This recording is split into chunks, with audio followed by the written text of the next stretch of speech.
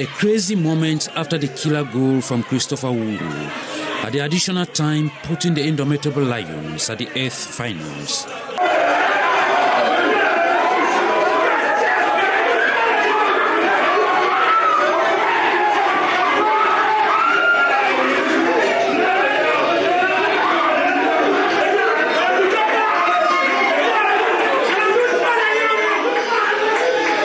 And at the sound of the final whistle, the streets of the nation's political capital, Yaoundé, were full of fans and football lovers, running with jubilations.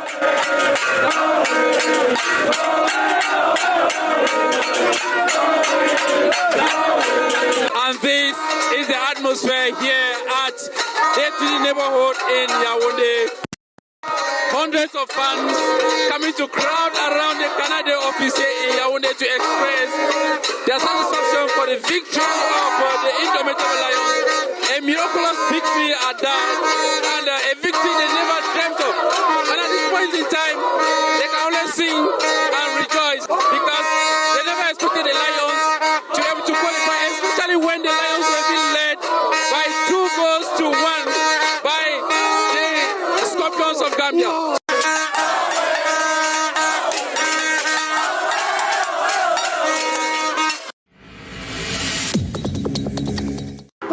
Cameroon is a continent. I love them. Thank you, Lord. Cameroonians are basking in an atmosphere of jubilation and national pride after their national football team secured a resounding victory over Gambia in a thrilling match at the AFCON 2023 tournament. The streets of Douala were transformed into a sea of celebration as enthusiastic fans waved flags, sang victory songs, and expressed admiration for the sportsmanship displayed by both teams. The game of yesterday was so intense. It is something I've ever dreamed for because I'm a sporter and I love Cameroon football. I love football in general. So we've been always wanting to see this emotion, this particular way of playing. About yesterday, it was very stressful because we were expecting that maybe our Lions are going to give their best. And finally they did it, so we won the preliminary selections. So for now, we just expect that they will do the best, give their best. We are supporting them, we are encouraging them, and if they need our powers, we are the Lions of Cameroon. I cannot just explain how I felt yesterday.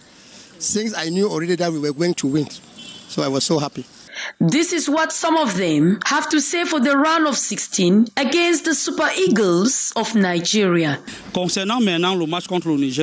Concerning the match with Nigeria, those who know Cameroon already know the difficulty they always have. The first phase of the match is always difficult, but when the Lions cross the first phase, the rest flows just like water. We want them to play Ndamba.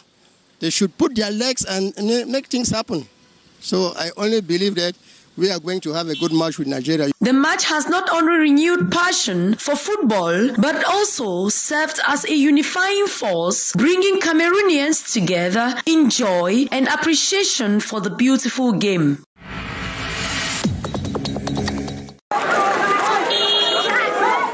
A ghastly motor accident occurred at the Bonduma vicinity in the city of Boya. This heavy duty is the main cause of the accident.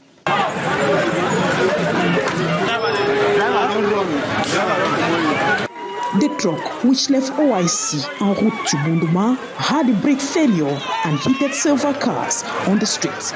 In those parked, wounded many persons, with 7 on critical state currently receiving medical attention at the Boya Regional Hospital. I just said, boom, boom, boom. I thought the tires of a car has exploded. Before I knew, I turned. This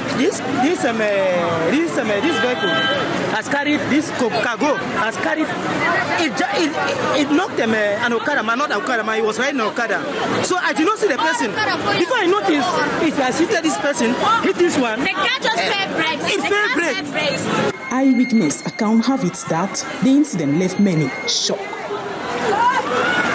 9 cars, this 9. Actually, people is like 6 or 7 people in the hospital now, right now. Let's sit down there now. The bike is even beyond it, like part edifice, like. What about the person driving the bike? The man is dead. I'm saying, if you see the bike, the man will be survived. Just down here now. If you see the bike, the man will be survived. The brake failure left many questioning the validity of this truck technical inspection.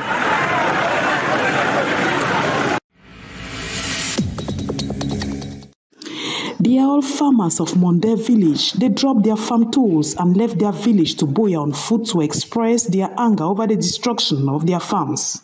Monde farmers, in their numbers, made their voices heard in Buea. The strike actions took the angry men and women to the esplanade of the Buea Court of Appeal. These farmers say enough is enough. Their crops have been destroyed, their farm ramshacked, and their land seized within the framework of the rehabilitation of the Monde Village Head Road. Agriculture has remained their main source of income since the start of the security crisis. Monde farmers are calling on the government and local authorities to intervene in this matter, jeopardizing peace between the villagers and their chiefdom.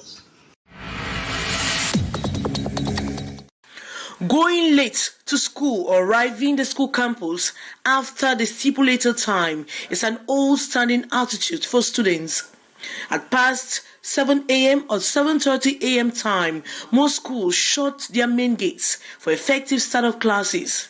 Crowds of students are still found hanging in front of the main gate despite being sent away for late coming by the school, despite administration warn on the growing habit of students coming late to school, which further impedes their education. Normally classes are supposed to begin as from 7:30, so from 7:30 the gate is closed. Then 15 minutes after the gate is open, all those who are late comers will bring them on, open the gate and they come in. Then after a short while now, those who are late, we either punish them there. Those who continuously come late, we know that these ones are special cases who will have to convocate the parents. Mondays, generally considered as a day for assembly or devotion, the school gates are shut at 7 a.m., latest 7:15. Le portail est ouvert à 6h45 pour le fermer à 7h15. The gates are opened at 6:45, shut down at 7:15 on Mondays. When we have devotion, it's obligatory for all the teachers and students. No student is supposed to be absent. On Tuesdays to Friday, the gates are shut at 7:15 and the gates are opened again at 7:25 for classes to begin at 7:30. Students who cannot make it at that time are told to go back home. They close the gate at that time. It's only on Monday because hoisting of the flag is only on Monday. Excuses like traffic jams, staying in distant locations are some of the excuses the students advance. However, school authorities do not condole with these excuses. Some teachers and discipline masters say students are perpetual latecomers who violate school rules by jumping over the school fence to catch up. With what happens at the Tugebe school, we have instructed to rethink our strategies on how to handle latecomers. We are supposed to consult and find solutions, and with these, we are going to have a particular time when the gates will be shut from those who come late. School authorities shift the blame on parents who fail to check their children's attendance in school. The stampede at the Tugebe school has provoked a new orientation by the Minister of Secondary Education to schools on new strategies on handling latecomers. The rising phenomenon of perpetual latecomers, experts say, is a collective responsibility of education stakeholders. As the world advocates for peace in the education sector, the Cameroon Human Rights Commission has deplored the prevailing security situation in some parts of the country. It expresses concerns as 69 schools have remained closed in the far north region as a result of terrorist attacks, with Boko Haram persisting in its propaganda against education. The Commission also regrets terrorist attacks against students, teachers, other members of the education community, and schools in the Northwest and Southwest regions that have led to numerous casualties, material destruction, and massive displacements of people. It adds that as from January 23, 2024, the number of internally displaced reached 2,222,307, amongst them registered refugees and asylum seekers. These secessionist attacks, it says, is responsible for the death of 7 teachers in the Ndonga Mantum, Bui, Ngok-Ketunja, Boyo, and Menchum divisions of the Northwest region, while several others have been adopted for ransoms and subjected to cruel, inhumane, and degrading treatment or punishment. In the statement made public by the Cameroon Human Rights Commission on the occasion of the 6th International Day of Education, the Commission calls on parents and families to imbibe in their children the values of obedience, respect, diligence, and discipline while expressing regrets over persistent deviance in the school milieu. The Commission therefore recommends that the government implement structural reforms in the field of education in order to improve the general level of students and to promote the implementation of sustainable peace through education. Cameroon is among 8 African countries receiving help from South Korea to boost rice production in a bid to cut down on import dependency by being self-sufficient to meet up national demand. The two entered an agreement last July 2023 as part of the K-Rice Belt project. Implementation time. Meeting to put in place a seed farm in Avangan to produce about 1,000 tons of improved seed every year in order to increase the productivity and the production of the rice. The South Korean rice seeds engineers are set for mission in the locality of Avangan, Koteng, Upper Sanaga division of the Central region. We will see the rice belt, which is kind of the EG7 in Korean.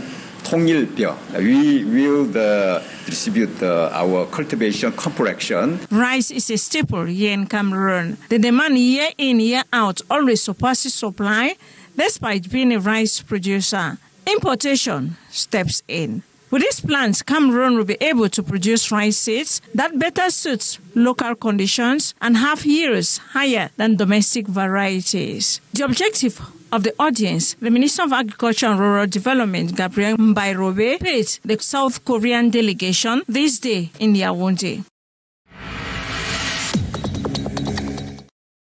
The rising climate change in the Central African sub-region, like the rest of the world, remains a major concern, with carbon contributing greatly to the phenomenon. There is need to seek lasting solutions. What we're here to do is to try to see that we provide the most support that is needed in the sub-region, understand the needs of countries in the region, see how best we can develop a tailor-made solution for addressing problems here as with regards to the implementation of the Paris Agreement. And coming together in this 3 days forum in Yaoundé, the sub-regional actors are looking forward to adopting measures suitable for the fight. So we are here to work with parties, facilitate the process of identifying the various elements of the roadmap, and also not just end at identifying, but also to be with them as they continue to implement them.